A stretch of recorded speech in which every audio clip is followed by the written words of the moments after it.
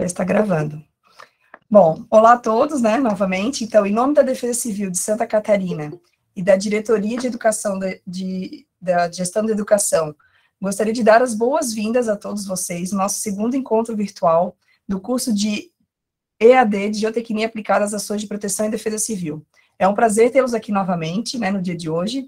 E para quem ainda não me conhece, que não participou do nosso primeiro encontro, eu sou Vanessa Escoz Oliveira, sou engenheira geotécnica e especialista em gestão de risco e de desastres. Também sou uma idealizadora e uma das realizadoras desse curso, né? Sou técnica aqui da Defesa Civil de Santa Catarina e estarei, né, acompanhando vocês até o final do nosso curso, né, agora com as duas próximas semanas, a lição 3 e a lição 4, e estou à disposição de vocês pela plataforma Moodle, né, para tirar dúvidas, comentários, a gente trocar ideias, né, estarei lá com vocês. Nessa lição 2, né, a gente teve vários temas abordados, mas um deles foi sobre a temática de sistemas de monitoramento e alertas e a sua abrangência para a gestão de riscos e de desastres geotécnicos. Então, nada mais justo, né, do que chamar para falar sobre essa temática o nosso colega, né, e nosso amigo aqui da Defesa Civil, o coordenador de monitoramento e alertas aqui da Defesa Civil, que é o oceanógrafo Frederico de Moraes Rudolph. É uma temática muito importante que envolve várias áreas aqui da Defesa Civil, né, incluindo a área de geotecnia, né. Então, eu vou apresentar aqui o Fred, né, como ele é conhecido aqui para a gente, nosso amigo Fred, né, ele é oceanógrafo, especialista em sensoriamento remoto pelo INPE e mestre em geografia. Atualmente é pesquisador do CIRAM-EPAGRE e está à disposição da Defesa Civil de Santa Catarina. Ele atua na área de gerenciamento de riscos, gestão de recursos hídricos, sistemas de monitoramento e alerta, mapeamento de risco, perigos costeiros, geoprocessamento e sensoriamento remoto. Então, é um prazer tê-lo aqui, né, conosco nesse encontro virtual, e já de antemão gostaria de agradecer o aceite dele em fazer parte desse momento tão especial que é falar sobre essa temática, né, para um curso de geotecnia, né, que é tão necessário, né, que a água, como vocês já aprenderam, é um fator importante, né, na deflagração de problemas geotécnicos, né. Então, gostaria de passar a palavra para o Fred, para falar um pouco mais aí para vocês sobre, e compartilhar o conhecimento dele na área. Fred, com você a palavra. Bom, primeiramente, Vanessa, muito obrigado pelo convite de participar dessa apresentação para o curso de geotecnia, voltado para a gestão de riscos e desastres. É uma satisfação muito grande.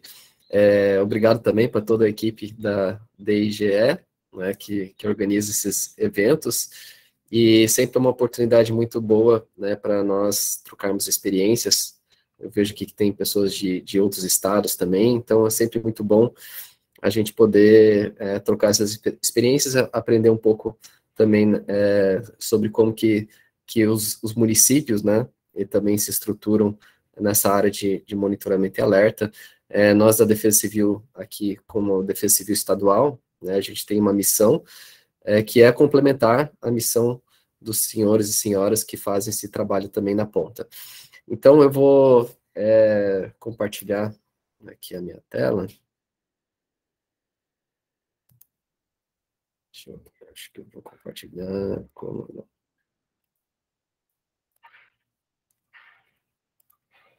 Aqui.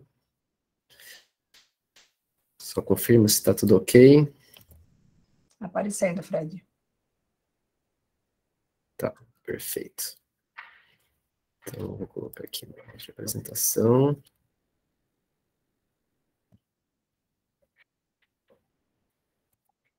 Então, beleza, pessoal. Bom, então, entrando aí na nossa temática sobre monitoramento e alerta como ferramenta na gestão de riscos e desastres geotécnicos. Eu vou falar durante mais ou menos meia hora, e daí, vou colocar aqui o cronômetro para não passar muito, né? E aí depois a gente abre, então, para perguntas, mas se tiver alguma coisa que vocês gostariam de intervir no meio da apresentação, também fica à vontade, não tem problema, a gente pode fazer em forma de bate-papo também em alguns momentos. Então, vocês trabalham bastante nessa questão de desastres, né, e os desastres, eles ameaçam a vida das pessoas, meios de subsistência, segurança hídrica, alimentar, e impactam nas infraestruturas críticas. Então, é a nossa missão, né, trabalhar na proteção das pessoas que sofrem tantos impactos decorrentes dos desastres. Aqui em Santa Catarina, né, levando aí os dados aí em torno de pouco mais de 20 anos de dados, nós temos aí cerca de 25 bilhões em danos e prejuízos econômicos, 272 óbitos e 5.440 ocorrências. Isso levando em conta todos os desastres, né? Agora, se a gente for fazer um raio-x dentro dos desastres ligados aos movimentos de massa, a gente vê que a nossa escassez de dados é muito grande, né? Aqui nós tivemos, nesse mesmo período, cerca de 85 registros de desastres associados a movimentos de massas, 107 mil danos humanos, né?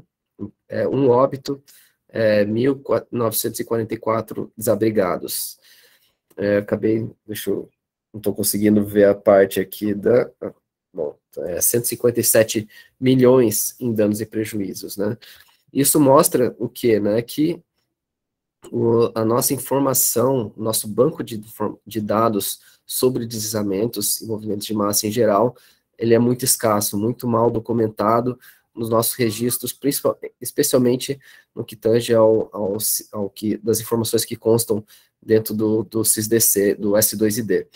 Isso basicamente porque a forma que o sistema ele nos obriga a preencher os dados tem que escolher um desastre predominante. Então, a gente pega, por exemplo, um dos piores desastres aqui em Santa Catarina, que foi o desastre em 2008, que teve cerca de 185 pessoas que perderam suas vidas, e basicamente quase a sua totalidade foram decorrentes de deslizamentos ou fluxos de detrito, e a gente não tem registros, né, de óbitos associados a esse tipo de eventos. Foram classificados como enxurradas. Isso dificulta bastante, né, o nosso estudo, elaboração de limiares, porque a gente não tem um banco de dados adequado para registrar e correlacionar com o que a Vanessa colocou com a água, né, que é o nosso maior deflagrador em termos de movimentos de massa. Então, já com esse desafio em mente, né, o que é um sistema de monitoramento e alerta e como que ele funciona, né? O sistema de alerta, ele tem como objetivo salvar vidas e proteger as vidas, salvar vidas e proteger o patrimônio das pessoas. Então, basicamente, nós, como atuantes da Defesa Civil, nós fornecemos informações antecipadas para que a população e os órgãos públicos e privados possam se preparar e responder a uma ameaça prevista. Então, basicamente, o sistema de alerta, ele tem um arranjo institucional, que, enfim, com seus marcos regulatórios, tem redes de monitoramento, dados observacionais que coletam essas informações, tanto da questão de chuvas, radares, estações meteorológicas, os bancos de dados que coletam todas essas informações, sistemas de avaliação de risco, os mapeamentos de suscetibilidade, setorizações de risco, como a CPRM faz, o sistema de previsão, ou seja, como que eu antecipo essas informações de um evento que está previsto, como eu dissemino essas informações através dos boletins, dos avisos e dos alertas, as formas de disseminação via as mídias sociais, SMS, TVs e rádio, ou seja, como essa informação ela é distribuída para as pessoas, como que a comunicação de risco ela é feita entre as agências governamentais, com o público, com os turistas que estão passando pelas áreas monitoradas, e como que as pessoas e as instituições se preparam e respondem a essas informações que são comunicadas. Então, se a gente for simplificar, eu colocaria assim nos 4 principais eixos do sistema de monitoramento e alerta. Ele envolve o conhecimento do risco, ou seja, aonde que residem as pessoas em áreas de risco no meu município, aonde que cortam as estradas, onde que estão as áreas mais críticas para riscos de deslizamentos, por exemplo, Então, conhecer o território, ele é a premissa básica e principal para a gente poder entender como que vamos estruturar um sistema de monitoramento e alerta. Depois, estruturação dos sistemas de redes de observações, ou seja, onde que eu vou instalar estações de monitoramento de chuva, por exemplo, como que essas informações elas vão gerar um alerta, uma previsão, ou um limiar de alerta, e essa informação, então, ela é trabalhada como um produto, né, que seria o alerta em si, como essa informação ela vai ser comunicada e disseminada entre os meus usuários, e como que as pessoas que recebem aquela informação, elas respondem, né, em termos de preparação e resposta. Então, se um desses eixos eles não funciona, a gente tem um comprometimento do sistema de monitoramento e alerta.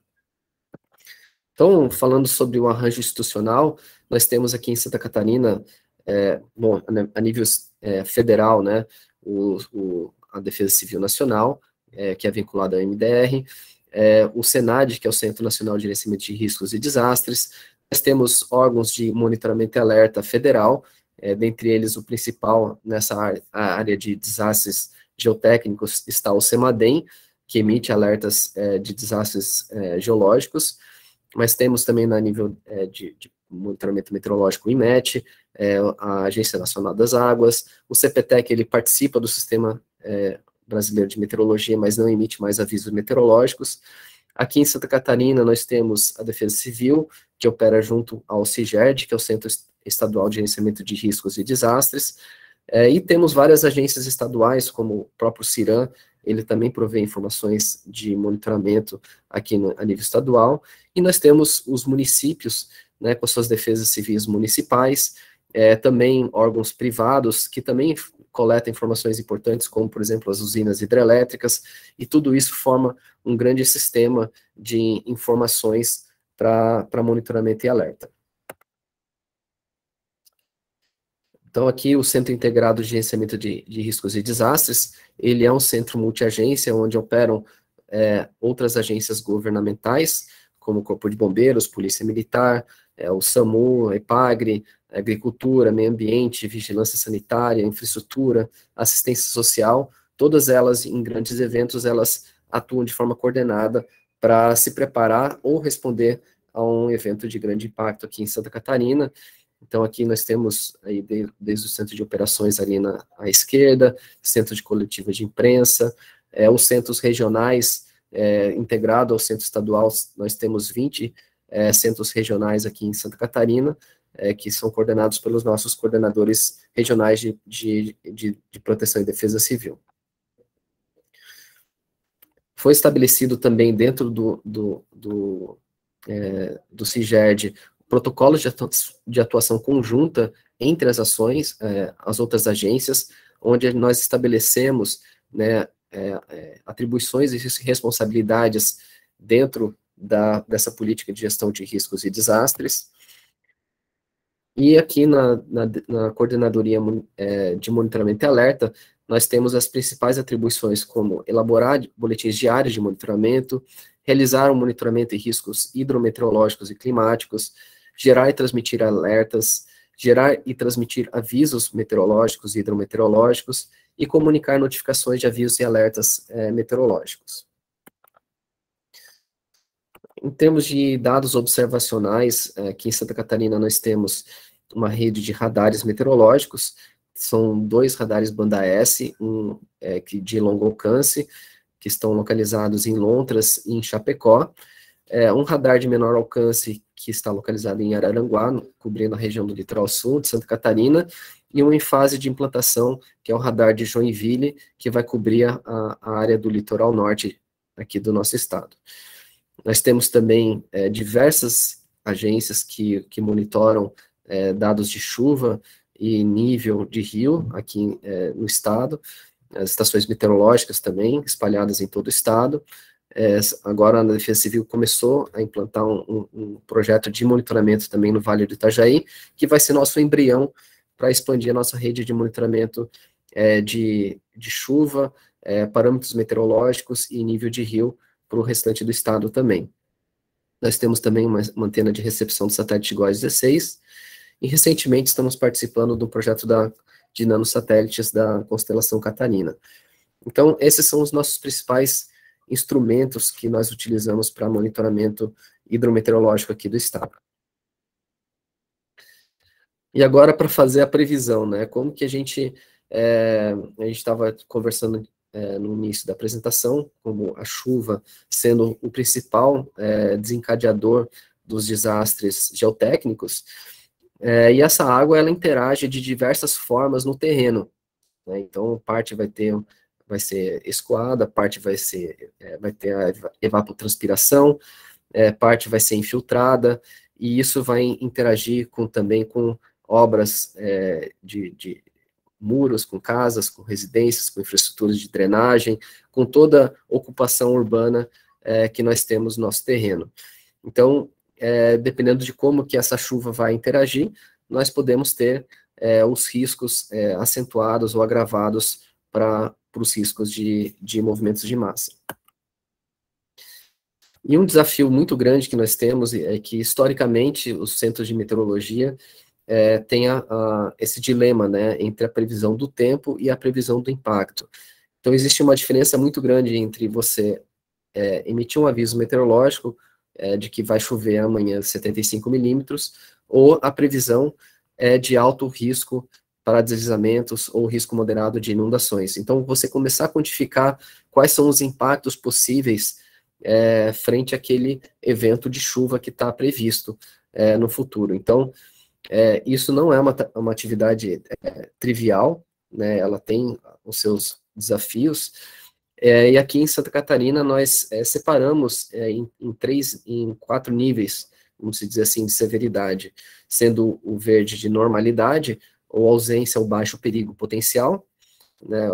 Não quer dizer que não possa ocorrer deslizamentos, por exemplo, aqueles que a gente chama de deslizamentos induzidos, ou a pessoa fez um corte-aterro, ou fez uma intervenção que ela, pelas suas próprias características, né, de altíssimo risco, mesmo com baixa chuva, baixa quantidade de chuva, você pode ter algumas ocorrências nessas situações. Depois, a observação, que é um perigo potencial para algumas atividades, e a recomendação é que as pessoas estejam atentas às condições potencialmente perigosas do tempo. A atenção aí a perigo para diversas atividades, esteja preparado para condições perigosas do tempo. E o aviso e o alerta nível vermelho já é uma atividade com perigo para todas as atividades, já esteja preparado para uma ação imediata e para condições muito perigosas do tempo. Então, se a gente for converter isso em uma caracterização mais qualitativa desses riscos, né, severidade baixa seria aquela situação habitual, né, podemos ter alagamentos pontuais, assentamentos precários podem ser impactados, mas, no geral, as atividades do dia a dia, elas não são interrompidas. Já na severidade moderada, nós podemos ter ocorrência de deslizamentos de pequeno porte, podemos ter interrupções pontuais de energia elétrica e serviços como abastecimento de água. Já na severidade alta, nós temos muitos serviços afetados, já uma atenção de curto prazo mais importante nos serviços de emergência. Os deslizamentos, eles são de forma mais generalizados ou frequentes, vamos dizer assim. E na severidade muito alta, nós temos danos mais generalizados e tensão prolongada nos serviços de emergência, com inundações amplas, deslizamentos de grande porte, podem ocorrer já nesses níveis de severidade. Aqui em Santa Catarina, nós dividimos, foi um trabalho que foi feito em parceria com o CEMADEM, nós dividimos o estado em 5 regiões principais, e essas regiões nós definimos limiares de precipitação horária para precipitação em 24 horas, 72 horas e 7 dias. Então, nós fizemos isso para a região do Oeste, Extremo Sul, Grande Florianópolis e Litorânea, Vale do Itajaí, o Alto Vale e o Médio Vale do Itajaí. Bom, aqui nós temos na Defesa Civil um serviço dedicado de monitoramento e alerta. Uma empresa, ela presta esse serviço 24 horas por dia, e nós temos 3 níveis de boletins. O boletim de previsão diária, ele é emitido todos os dias, e publicado entre 5 e 6 horas da manhã. Os avisos meteorológicos são quando nós temos uma previsão de um evento de chuva, por exemplo, que pode ter um impacto potencial, nós começamos a emitir esses avisos com até 3 dias de antecedência, dependendo da severidade do evento. Então, no nível de aviso especial, a gente já pode começar a emitir com até 3 dias de antecedência. E depois, o evento, ele se confirmando já no curtíssimo prazo, com até 3 horas de antecedência, nós passamos a atuar no monitoramento e alerta, e emitimos aí os alertas nos 3 níveis também, de observação, atenção e alerta máximo. Então, aqui um exemplo dos nossos avisos meteorológicos. Nós emitimos para vários tipos de ameaças, desde mar agitado, ressaca, baixa umidade do ar, tempestades, e os nossos avisos com riscos de deslizamentos. Então, para os nossos avisos e alertas de deslizamentos, a gente recomenda, né, para a população, né, estarem atentas à inclinação de postes e árvores, atentos a qualquer indício de movimentação de terra ou rocha próximas de sua residência, e no aparecimento de rachaduras ou muros de paredes, para que as pessoas possam entrar em contato com a Defesa Civil e deixar imediatamente as suas residências. Então, aqui um exemplo, né, dos nossos alertas de movimentos de massa. Nós recebemos os alertas também do CEMADEM, e temos os nossos próprios sistemas de acompanhamento aqui dos riscos, através das redes de monitoramento que nós temos, e dependendo dos níveis de atingimento daqueles limiares que foram apresentados anteriormente, esses alertas, eles são transmitidos por SMS para a população.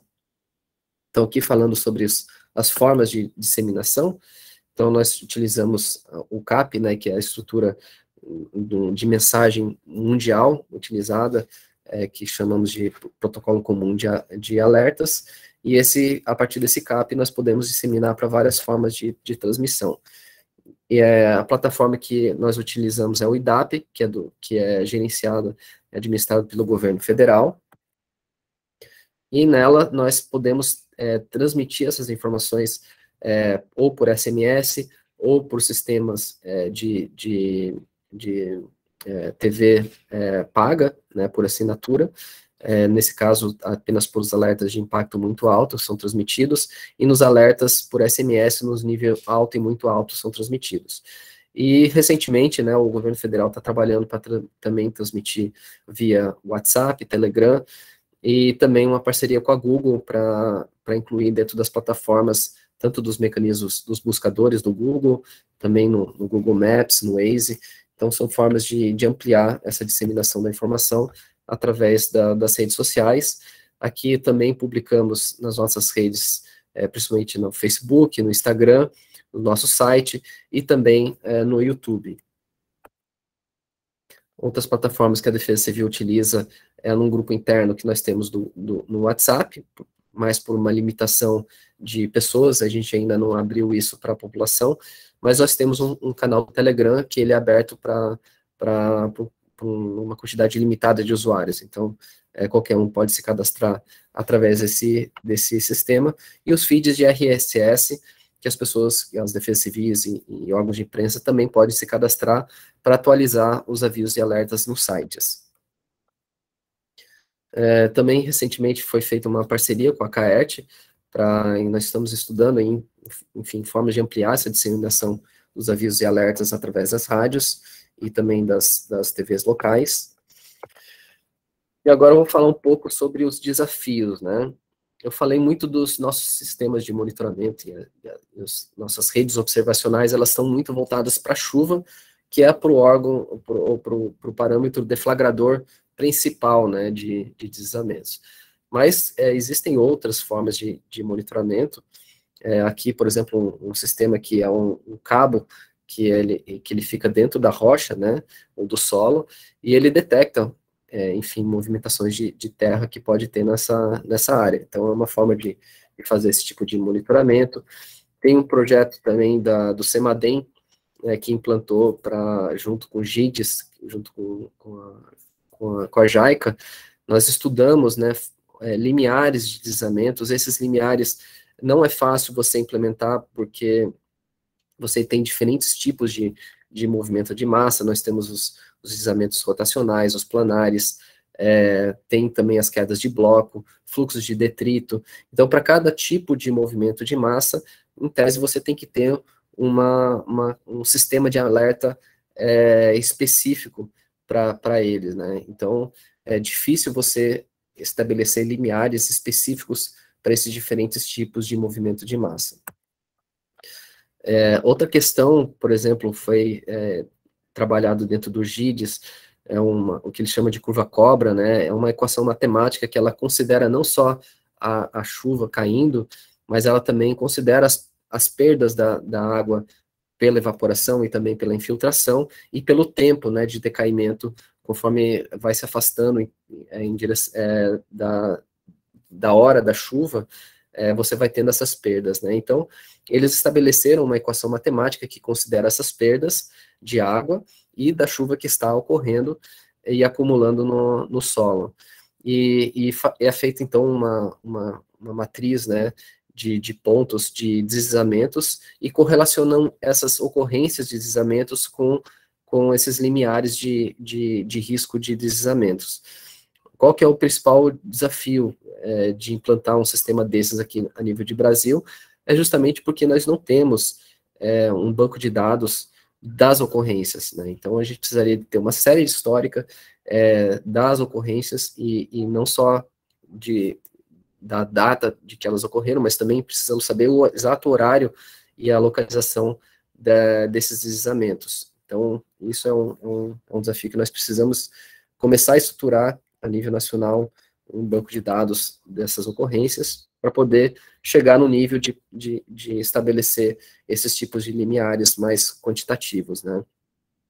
Aqui outros sistemas de monitoramento, por exemplo, aqui um sistema de monitoramento da USGS, né, do órgão Serviço Geológico dos Estados Unidos, para monitoramento de fluxos de detrito, por exemplo.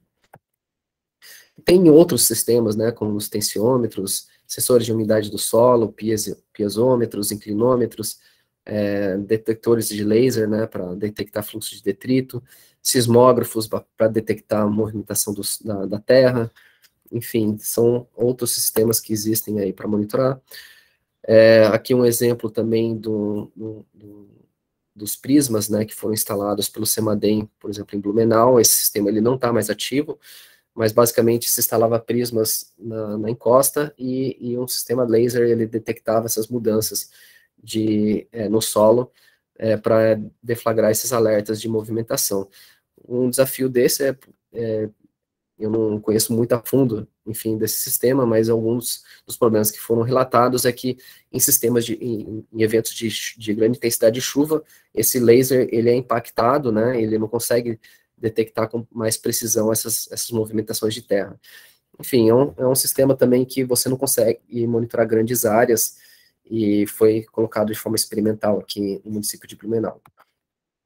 E tem outros sistemas, por exemplo, de satélite, que eu acho que são bastante promissores, que você faz um mapeamento da altimetria por radar e depois, de estabelecido um mapa base dessa altimetria, você consegue fazer, com as revisitas do satélite, detectar pequenas movimentações na superfície da Terra, e isso você consegue, então, identificar áreas que estão tendo movimentação e tem risco de deslizamentos. Então, é um sistema bem interessante.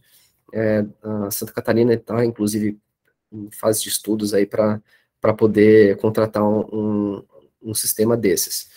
Mas ainda é uma questão incipiente e não está ainda está na fase de projetos, vamos dizer assim. E aí, alguns cases de sucesso, né, a gente, em Guaramirim, eu acho que foi um dos casos mais emblemáticos que nós tivemos, uma senhora lá recebeu o alerta por SMS, estava chovendo bastante naquele dia, e ela estava atenta, escutou um barulho diferente, e ela avisou os vizinhos saíram das suas residências, e logo após veio tudo abaixo, né, atingindo aí mais de 20 casas nesse evento e sem nenhuma vítima fatal. Então, uma situação assim que nos deixa bastante felizes, né, por ter, de certa forma, contribuído aí para minimizar perdas de vidas, pelo menos. Também estamos trabalhando aí com o Laboratório de Inovação aqui de Santa Catarina para melhorar e dar mais agilidade nas formas de disseminação dos nossos avisos e alertas, para integração de informações em únicas bases de dados e melhorar, assim, a nossa assertividade para a emissão dos avisos e alertas. Um programa que eu não posso deixar de comentar, né, aqui junto com a DGE, que é o Programa Defesa Civil na escola. A gente tem toda essa parte dos sistemas de monitoramento e alerta, mas nada disso adianta se a informação ela não chega nas pessoas e as pessoas não sabem o que fazer com elas. E as crianças, hoje, elas têm essa capilaridade, né, e essa capacidade de levar para os seus familiares e para suas casas os nossos avisos e alertas, e com isso também ajudar as pessoas a montarem seus planos de contingência e agir quando tiverem esses eventos perigosos iminentes e poderem, enfim, se preparar e se proteger. E a gente tem muito essa cultura, né, da autoproteção, ou seja, as pessoas têm a responsabilidade de se autoprotegerem, né? O Estado, ele provê informações, ele provê assistências, mas as pessoas, elas são a primeira resposta, né, para poder se prevenir contra esses desastres e emergências. E aí outros projetos que a gente tem, por exemplo, o RadarCast, que foi feito, enfim, são trabalhos que a gente faz aí para disseminar o trabalho daqui do monitoramento e alerta, a importância, né, dos NUPDECs, né, dos Núcleos Comunitários de Proteção e Defesa Civil. Aqui a nível estadual, né, nós temos o que a gente diz um sistema básico, né, de monitoramento e alerta, mas ele deve ser encorajado, né, que as prefeituras e os municípios, as comunidades implementam os seus sistemas próprios e complementares de monitoramento e alerta. E o NUPDEC, ele tem um papel importantíssimo nessa concepção, né, de como desenhar um sistema de alerta mais participativo, de como fazer com que essa informação ela chegue nas pessoas e nas comunidades, principalmente aquelas de mais alto risco, e como que as pessoas elas podem se proteger, enfim, ir para os seus abrigos, e também estarem atentas às situações de alto risco, como, por exemplo, nos alertas que são transmitidos. Então, basicamente seria essa a apresentação, e eu fico, então, à disposição para a gente tirar dúvidas e bater um papo sobre os sistemas de monitoramento e alerta. Então, obrigado, Vanessa, eu fico à disposição. Muito bom, Fred, né, agradecemos a palestra aí brilhante aí, os conhecimentos passados para todo o grupo aqui de geotecnia, e realmente, né, falar sobre solo, que é um material heterogêneo, né, é um material com uma formação rochosa, cada local, cada região diferente, o relevo, né, isso aí mostra que não é fácil, né, fazer monitoramento de áreas suscetíveis a deslizamentos, a escorregamentos, né, temos o monitoramento das águas, das chuvas, mas realmente da questão geotécnica é um pouco mais complexo, porque ela é vista de forma mais pontual, né, e aí com isso também traz junto as intervenções, né, a intervenção humana, né, os cortes, os taludes, as obras irregulares, né, as áreas de risco ocupadas. Então, isso tudo também mostra a complexidade da gente ter monitoramentos em áreas geotécnicas. A gente também, fazendo um complemento que o Fred falou, né, que essas questões geotécnicas de taludes, muitas vezes alguns municípios fazem, né, esse monitoramento mais pontual, ou algumas empresas que têm os taludes, né, e às vezes o município conhecer sobre esses monitoramentos, faz parte do banco de dados, né, a gente pode estar criando um banco de dados futuro, já mais municipal, regional, né. Então, muito obrigada, Fred, foi muito esclarecedor mesmo, foi, acho que, de grande valia aí para o nosso curso, aí ter essas informações sobre monitoramento e alerta. E agora a gente pode abrir o chat, se alguém tiver alguma pergunta, deixa eu dar uma passada aqui. sobre aquela equação que tu mostrou, tem uma pergunta aqui, aquele gráfico, né? Se a equação era linear e as variáveis permitiam tu fazer, acho que era a pesquisa, né? Acho que era esse, foi o Luiz Fontes que fez essa pergunta. Não sei se você já quer dele. Tem um manual que foi feito junto com no GIDES, né? E esse manual ele ensina como implementar essa curva cobra, né? Ela não é linear, né? É uma equação que ela tem alguns parâmetros que precisam ser calibrados, né, de acordo com as ocorrências. Então, o CEMADEM, ele chegou a implementar de forma experimental em alguns municípios esse sistema, mas até hoje ele não é operacional, né? Então, acho que em grande parte é devido a essa ausência de dados ou históricos para deslizamentos. Então, eu vejo que hoje a maior dificuldade para a gente poder começar a trabalhar com esse tipo de limiares mais localizados, né, e voltados de forma mais direcionados para a realidade de uma área de risco, por exemplo, numa encosta, é um desafio para ser implementado. Mas é uma equação que está no manual, e se alguém tiver interesse em conhecer um pouco mais, a gente pode compartilhar esse manual e de repente até fazer uma parceria com o CEMADEM, enfim, para a gente poder implementar isso de forma local. Ótimo, Fred. A gente tem aqui também a Eduarda Frazeto, levantou a mão, não sei se ela quer abrir, pode abrir para falar, Eduarda. Não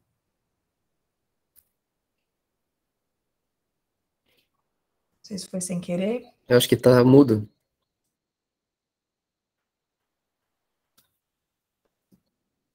Tem mais uma pergunta aqui do Juliano Vitória Domingues, que ele pergunta... Acho que agora deu certo, Eduardo. Eduarda, deu certo? O Vanessa, o Fred, boa tarde a todos aí. Eu estou usando o computador da minha filha e eu estou de férias, mas enfim, estou participando aí do curso aí, junto com o pessoal do IFC, né? E só dizer, Fred, que, claro, a gente tem as áreas monitoradas, né? Mapeadas, mas o mais importante no contexto, dentro da nossa visão de defesa civil, das nossas ações, é integrar as informações, né, Fred? Isso que a gente vem falando já há bastante tempo, e eu acho que isso, a Defesa Civil do Estado já deu um passo muito grande em relação a isso, mas os municípios ainda, eles estão, assim, a passos curtos, né, vamos dizer assim, a chegar a integrar essas informações do monitoramento, só um exemplo, né, estações meteorológicas, hidrometeorológicas, né? Eu acho que essa integração de informações que é importante. Não sei qual é a tua opinião em relação a isso. Eu concordo, e eu coloco que o Estado também está a passos lentos nessa parte da integração da rede. É nosso maior calcanhar de Aquiles hoje, eu vejo também, concordo. E a gente está trabalhando, espero que até o final do ano a gente consiga ter um sistema, pelo menos uma rede de monitoramento integrada, né, pelo menos com as principais, né, colocando aí CEMADEM, toda a base que está na ANA, a rede dos principais municípios aqui de Santa Catarina. A gente gostaria muito de até o final do ano ter essa rede integrada. Até a nossa equipe aqui de monitoramento também tem que ficar buscando essas informações em várias bases de dados, dificulta bastante a atuação, né, e agilidade na interpretação e análise dessas informações. Então, tá certíssimo, é um desafio grande, mas eu espero que a gente consiga vencer, né? Acho que temos que trabalhar fortemente para poder viabilizar esse sistema integrado. Então, se Deus quiser, até o final do ano, a gente vai ter essa plataforma. Obrigado, Fred. Fred, tem mais uma pergunta aqui do Juliano Vitória Domingues. Ele pergunta aqui, no momento de percepção de alto risco, quando preciso saber de uma informação mais precisa da Defesa Civil na região específica que estou? Por exemplo, o sistema de consulta mais preciso seria qual, né? Essa é a pergunta que ele faz para ti. Tá, perfeito. Muito boa pergunta, né? Uma questão que, assim, talvez até por culpa nossa, né? A gente enfatizou muito a questão dos alertas por SMS, né? Então, as pessoas terem cadastrado lá no sistema do SMS, 4199, enviar o número do CEP e passar a acompanhar a sua área de risco.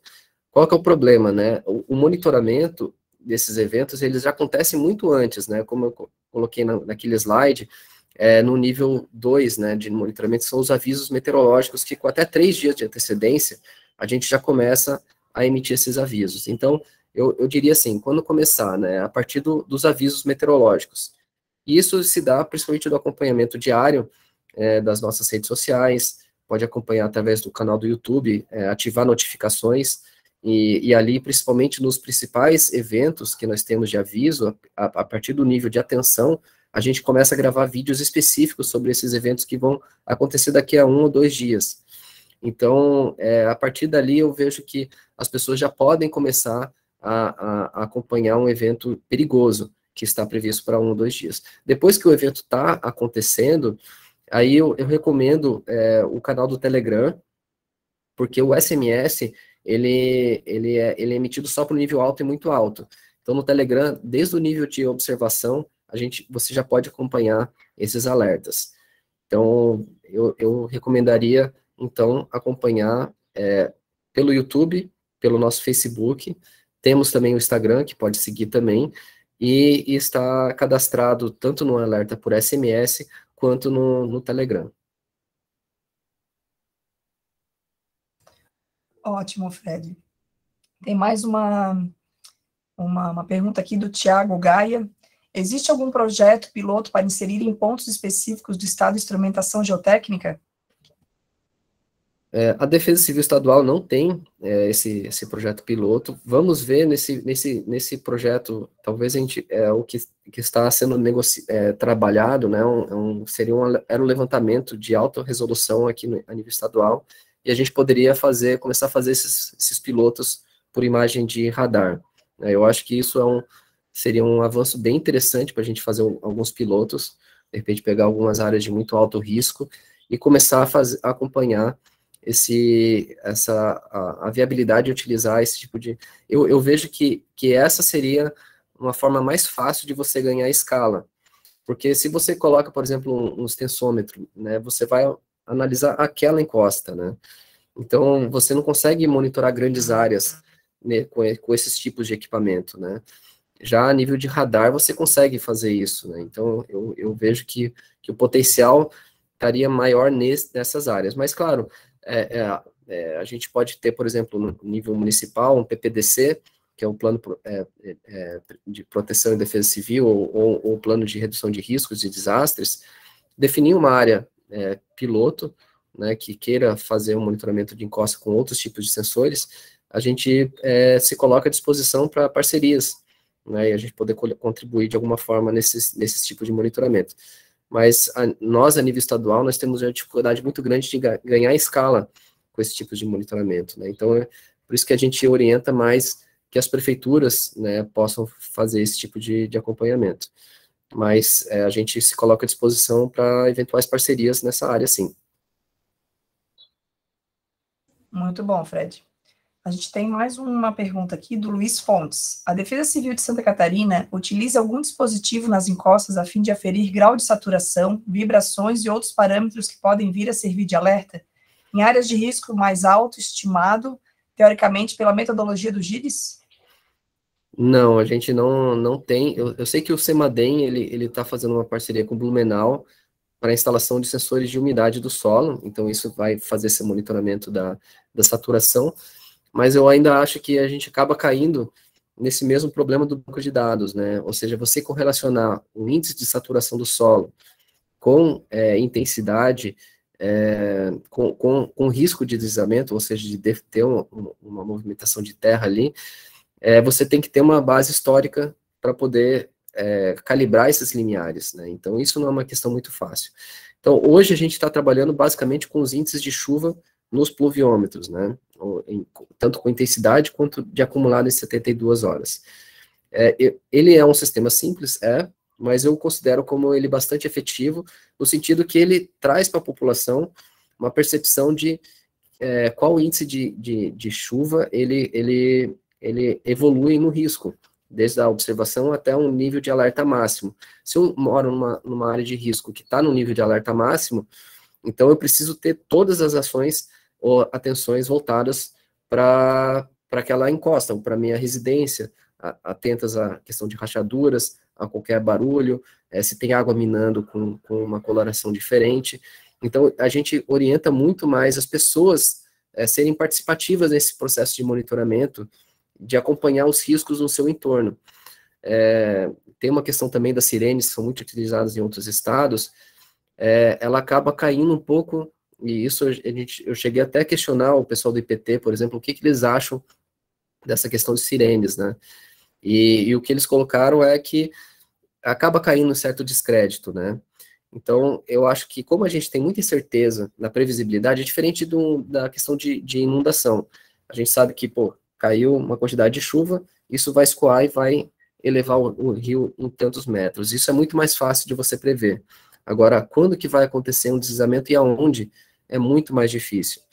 Então, por isso que a gente trabalha nessa questão de orientar as pessoas a participarem desse monitoramento em loco, desses indícios de movimentação.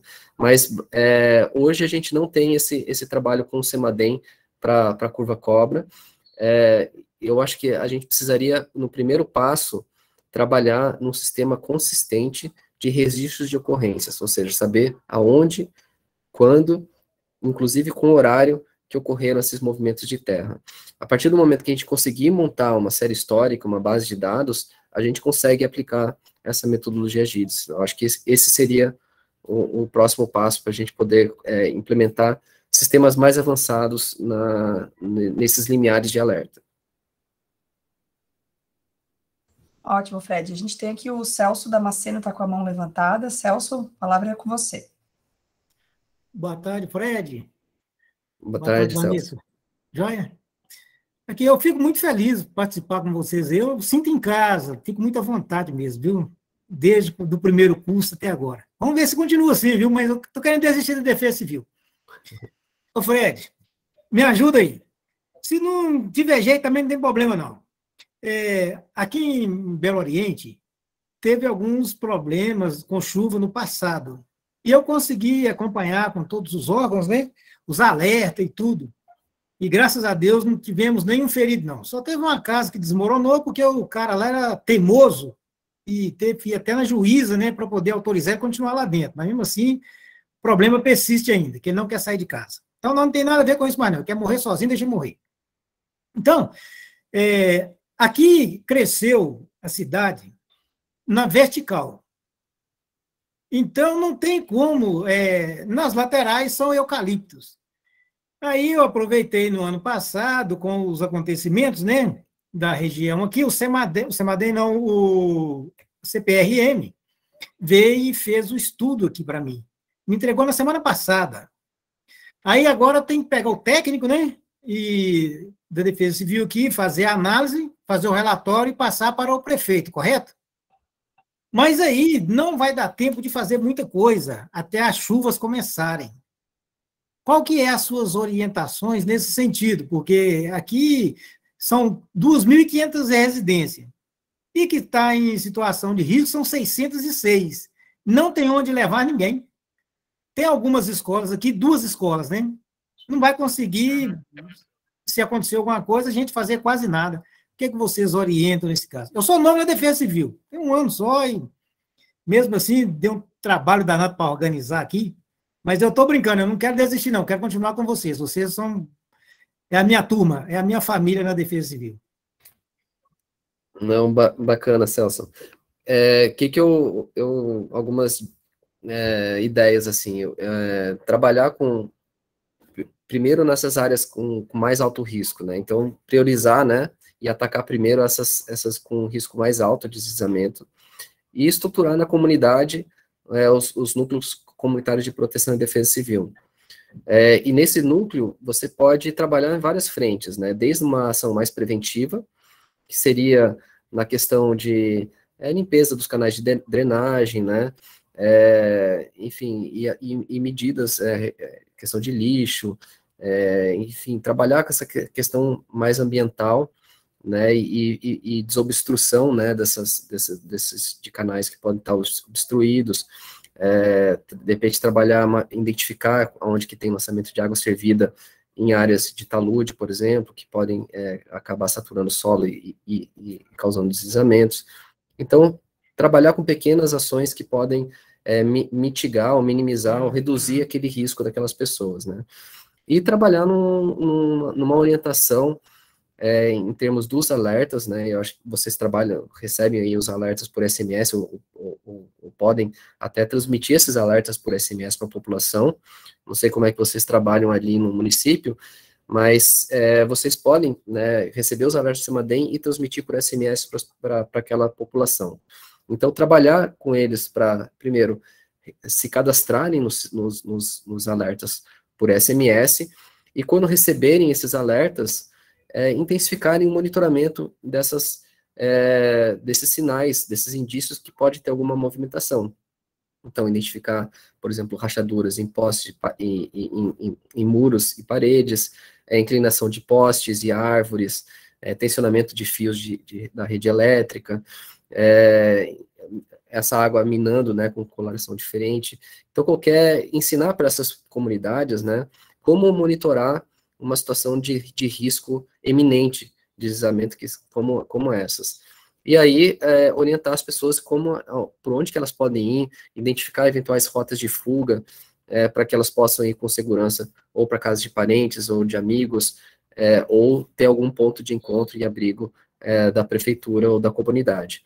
Então, eu vejo que trabalhar essas pequenas ações, você não precisa ter grandes investimentos, e até o verão, acho que dá para fazer bastante coisa nessas comunidades. Beleza, obrigado, viu? Obrigada, Celso, pelo teu comentário e tua pergunta.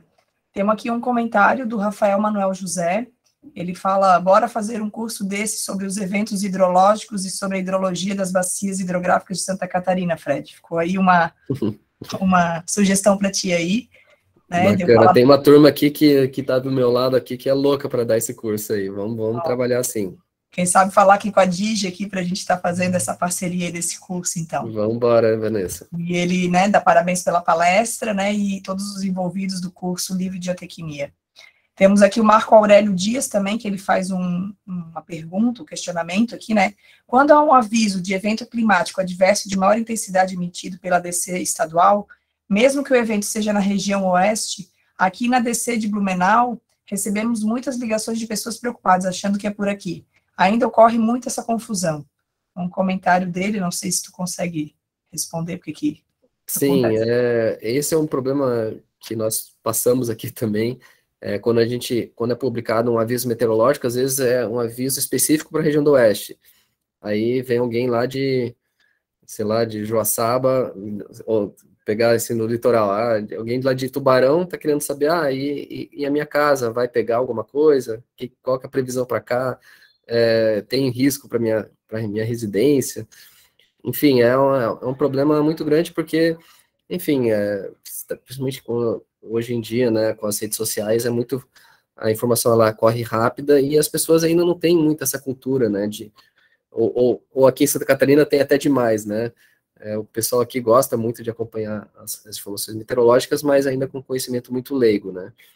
Então é um desafio grande, né, infelizmente, a forma de trabalhar isso é com persistência, né, de transmitir informações, de publicar, de ter acesso às informações, as pessoas vão se acostumando cada vez mais. Tem muitas coisas que são muito novas, né, as formas que a gente está transmitindo as informações, às vezes a mídia também, como ela levar essa informação para as pessoas.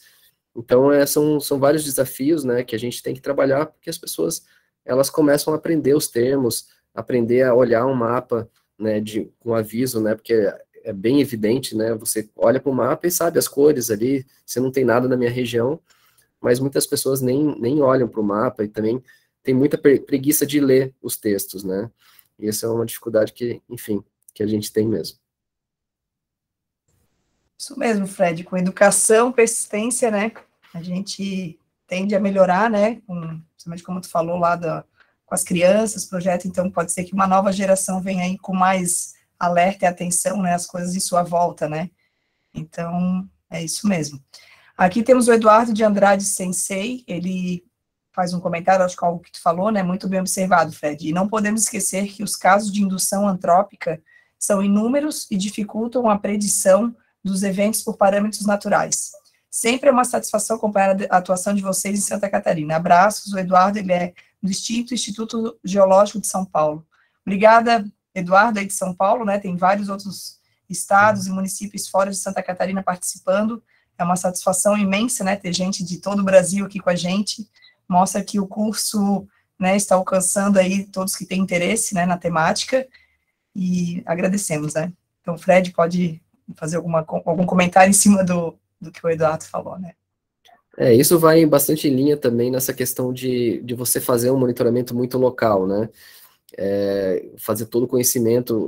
Uma das críticas, por exemplo, da metodologia GIDIAS no começo, era que não eram utilizadas todas as informações geotécnicas do terreno, né, do tipo de geologia, era mais questões topográficas que eram, e chuva, basicamente, né, e isso é um desafio, porque a gente tem muita, realmente, incerteza sobre o que acontece no terreno, principalmente em áreas ocupadas, né, então, dependendo de como que está a estrutura da construção, como que ela foi concebida, você pode ter esses deslizamentos totalmente induzidos, né? Se tem lançamento de água servida bem no talude, você vai ter um problema de deslizamento, e não é o limiar de chuva que vai, muitas vezes, deflagrar esse tipo de ocorrência, né? Então, realmente, são complexidades que tornam muito mais difícil, né, o alerta para deslizamentos. Com certeza. A Eduarda, né, novamente com a mão levantada, é o nosso amigo, colega lá da Defesa Civil, pode falar. Tá fechado o seu áudio.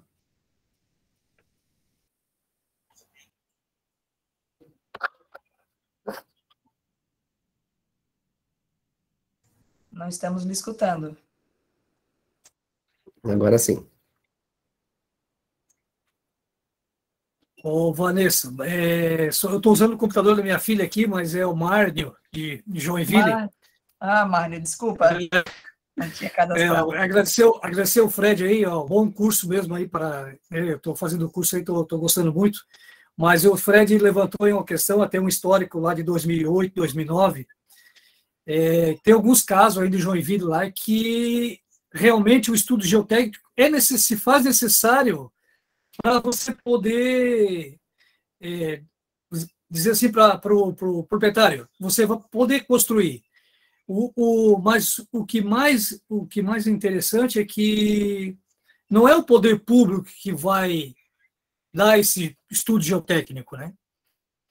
Porque é particular, são imóveis particulares, e não são um imóvel, né? São vários imóveis. Então, e tem um custo muito alto o estudo geotécnico hoje, e está desde 2008 essa situação nesses terrenos onde não se pode mais construir. Né? E tu levantou bem esse caso do estudo geotécnico, que é uma demanda que é muito grande ainda, e as pessoas ainda estão recentemente teve um morador nos procurando lá na Defesa Civil, lá de 2008 também, que está lá com o imóvel, né? Está com o terreno, mas não é a pessoa procura a Defesa Civil achando que é o poder público que vai fazer o estudo geotécnico. O estudo geotécnico é um estudo mais detalhado, né? E precisa de várias ferramentas, como você falou aí, né? Então, é complicado. Eu sei que é complicado, e é só para a gente comentar um pouquinho a respeito aí dos eventos lá que aconteceram lá em 2008, 2009, né? Complementando, né, eu tive conversando com o pessoal da Defesa Civil da Secretaria de Geologia de Blumenau, né, e eles estão muito nessa linha também, Márnio. Enfim, dependendo da encosta, né, mesmo ela tendo com risco até alto de deslizamento, eles acabam liberando obras desde que tenha lá um RT, né, um engenheiro responsável que atesta que aquela obra de engenharia está sendo feita de forma compatível com aquele risco daquela encosta, né. Então, você tira um pouco essa responsabilidade da prefeitura, né, e passa para o engenheiro que está fazendo aquela construção, né. Então, é difícil realmente a prefeitura assumir essa responsabilidade de fazer todo o estudo geotécnico e, na verdade, a construção padrão de engenharia, a obra de engenharia, ela tem que estar compatível, né. Então, enfim, é um desafio mesmo. Sim, principalmente sim. das áreas já consolidadas, né. Uhum. Obrigado, Fred. Só complementando, né, Márcio? Por isso a questão de sempre ter um profissional, né, habilitado de geotecnia, geologia, um engenheiro civil, né, para estar fazendo juntamente o mapeamento, porque muitas vezes, mesmo sendo, principalmente em áreas privadas da defesa civil, né, estadual, não, né, a gente não sabe, o terreno foi comprado por um proprietário, ele escavou de alguma forma, né, talvez não coerente, não certeira para o risco que ele tinha, ou ele não apresentou o projeto à prefeitura, ou ele apresentou um projeto, então tem que sempre ter um técnico, né, habilitado nessa área, né, que nem sempre o engenheiro estrutural é um engenheiro que tem habilidade, né, habilitação para questões de solo, né, de questões de formação rochosa, e isso tudo aí leva o encontro desse nosso curso, né, que é justamente vocês perceberem que ter ao lado de vocês um profissional dessa capacidade ajuda vocês também a decidir, ajuda vocês a perceber qual caminho tem que levar, né, algumas ações, e é muito importante isso. Então, às vezes, o município não tem, mas uma associação dos municípios tem à disposição. Então, o curso mostra isso para vocês também. Vocês vão ver na lição seguinte, né, na terceira e na quarta, que a gente fala muito sobre questões de projeto, essas questões de mapeamento, e que a gente precisa ter junto, né, esses profissionais junto com a Defesa Civil, porque eu acho que vai minimizar muito dos problemas, né, até, foi você que me perguntou, né, no privado, sobre que vocês estão fazendo um protocolo aí em Joinville, de fazer uma vistoria. Acho que foi tu, né, que me mandou, e eu respondi que é muito boa essa iniciativa, né, a Defesa Civil vai primeiramente no local, faz a vistoria inicial, volta para o escritório, né, se for em tempo hábil, chama um profissional da área para ele ter conhecimento do que é a área, como é que se comporta, depois ele retorna na área para fazer já um levantamento mais técnico, né. Eu acho que esse tipo de protocolo que a Defesa Civil de vocês está propondo é muito interessante, sabe, porque faz com que ela seja validada, né, a informação que tu coletou lá seja validada e também tenha um olhar técnico em cima, né, então ela é aprimorada a tua vistoria, né, então muito bom. Sim, sim. Só comentando, Vanessa, que essas áreas que a gente tem lá em 2008, na época a gente a prefeitura contratou uma equipe de engenheiros, né, para fazer o levantamento dessas áreas, e depois o CRPRM, ele fez aquele primeiro levantamento, fez o segundo levantamento, atualizou ele, né? Isso nós temos em mãos.